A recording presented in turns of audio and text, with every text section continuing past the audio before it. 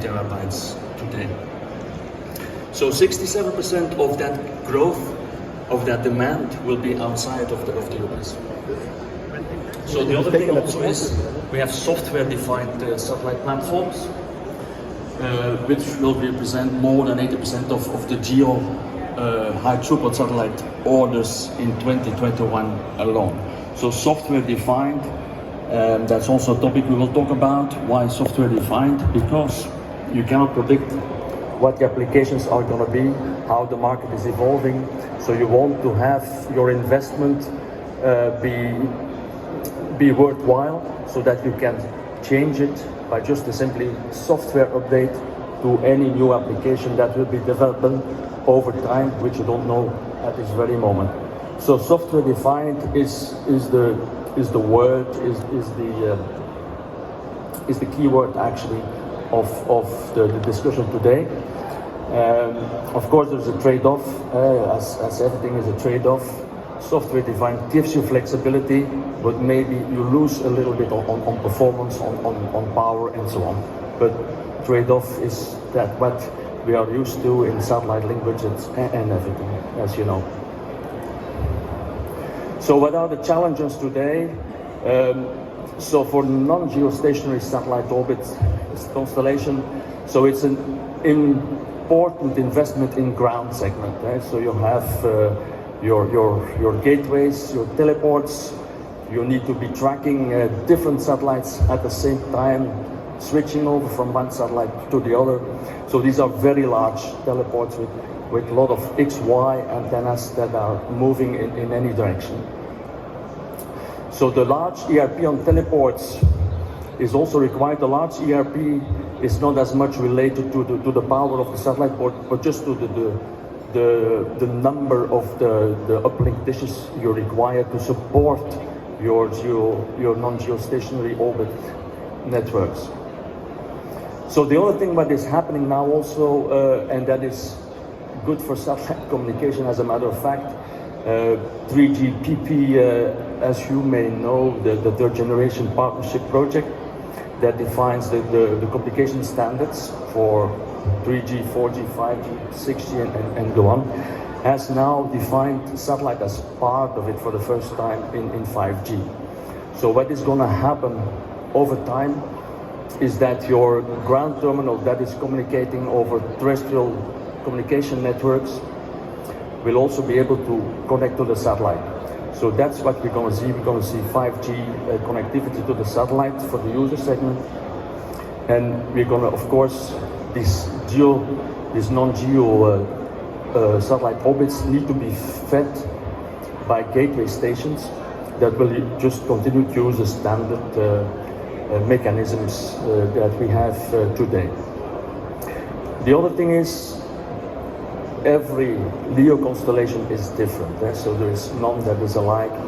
So that also puts a lot of strain on the ground segment, as you need to be able to adapt to other configurations. Important is also satellite acquisition, because the satellites move fast and often they cover only for a number of seconds often. So you need to acquire quickly and be able to connect to the satellite. So very fast satellite acquisition. As the satellites are moving fast, Doppler is also important. Doppler resilience is important. The other thing that is important is typically for mobility applications, you have GPS connectivity to determine your position on the ground. But for some areas, there is no GPS available for whatever government or military applications. They shut off the GPS. You need to find ways, even without GPS, to be able to connect to the satellite to determine your position, which is called blind acquisition. And then, of course, traffic resilience, security, anti-jamming, all these things are important also in the context of non-geostationary orbit connectivities.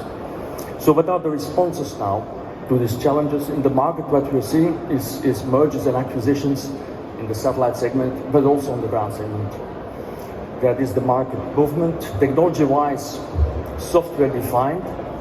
meaning your technology needs to be adaptable to changing environments, changing technologies, changing network configurations.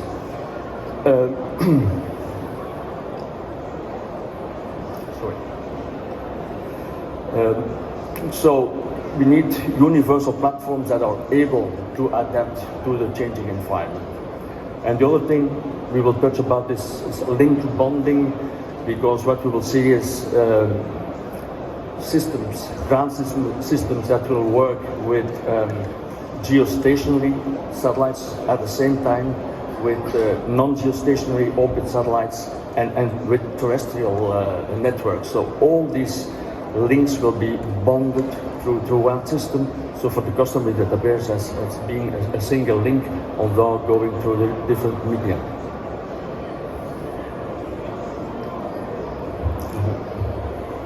So that were the challenges. A few words on the Elevate, the Comtech Elevate platform, which is the new platform that was launched now already 2 years ago, taking up important elements from UHP technology.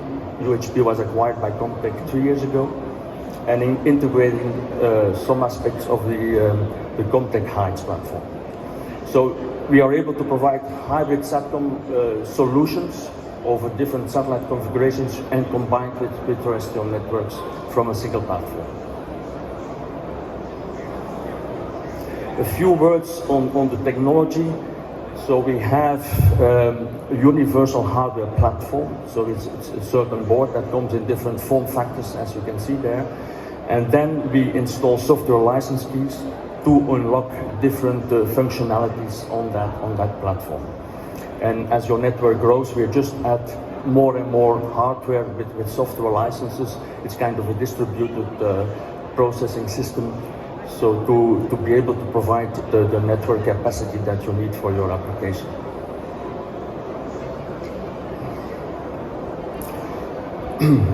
So software defined, that's the important key here. So we can easily adapt to any requirement or build whatever hybrid network configuration that you're looking for.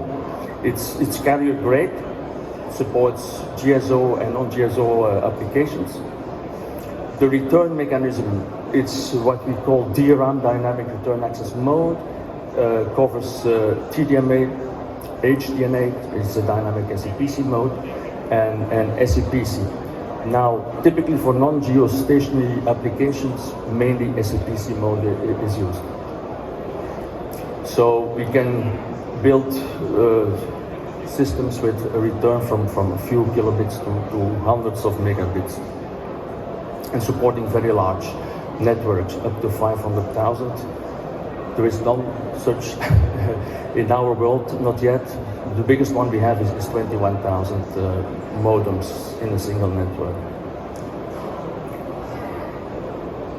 So what is our market that we are focusing on for non-GSO applications? It's enterprise and private networks. So where the operator wants maximum control over the data flow of his data, that may be very strategic or critical data, rather than going over third-party servers and so on and the networks, he wants to have the full control of his network. So as you know, to access Starlink, for instance, or any other LEO constellation, you need to have a local gateway system in the location where you're based. So if that LEO gateway station is not available, you can simply not access the network. So some governments don't provide these landing rights, as they call it, for strategical reasons, often maybe to protect their own economy, own operators. There are numerous of reasons. So that's where actually we are thinking to, and we have proven that, to provide solutions for these private applications going over that network. So Comtech also has access, a full portfolio that they're providing to provide a full-end solution combining the VSAT part, the hubs, the modems, the HPAs, the XY antennas can all be delivered as a packet. So the Elevate system is constellation agnostic, so it would work on any satellite, LEO satellite constellation. We can simultaneously transmit and receive, as we already mentioned, over any satellite network, stationary, non-geostationary or geostationary. We have the Doppler weak compensation implementation that is required for the LEO constellations. We have ultra-fast calculation in the NMS to allow to estimate and determine the satellite position to reduce the satellite access time. We do the blind remote access satellite acquisition in locations where there is no GPS available, so we have a solution for that. And mainly we do dynamic assignment when the satellite is over the region, assigning SCPC links to the terminal that want to access the satellite in that region. The other thing talk about just quickly is link bonding. As I said already, we can do that. We can bond simultaneously over geostationary capacity, over non-geostationary capacity, and over terrestrial cable or whatever other medium you have, and to form one big link. And that is link bonding. We have that application also, this SD1 type of application. So the Comtech product offering, we have the full portfolio of amplifiers, so for any satellite frequency application, any power. And that is my presentation. Any questions?